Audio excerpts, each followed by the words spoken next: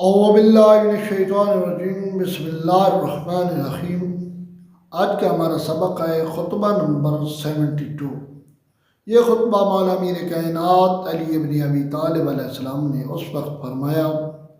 جب آپ کو معلوم ہوا کہ بنی امیہ آپ کو قتل عثمان میں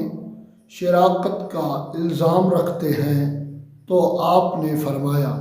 میرے متعلق سب کچھ جاننے بوجھنے پر بھی بنی امیہ کو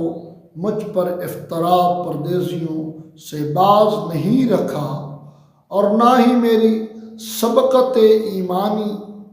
اور دیرینہ اسلامی خدمات نے ان جاہلوں کو اتہام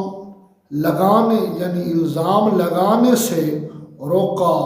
اور جو اللہ نے قذب اور افطرا کے متعلق انہیں پند و نصیحت کی ہے وہ میرے بیان سے کہیں بلیغ ہے۔ مولا امیر کائنات علی ابن ابی طالب علیہ السلام نے فرمایا میں ان بے دینوں پر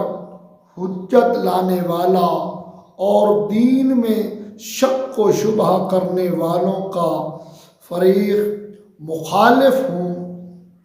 اور قرآن پر پیش ہونا چاہیے تمام متشابہ باتوں کا، اور بندوں کو جیسی ان کی نیت ہوگی ویسا ہی پھل ملے گا۔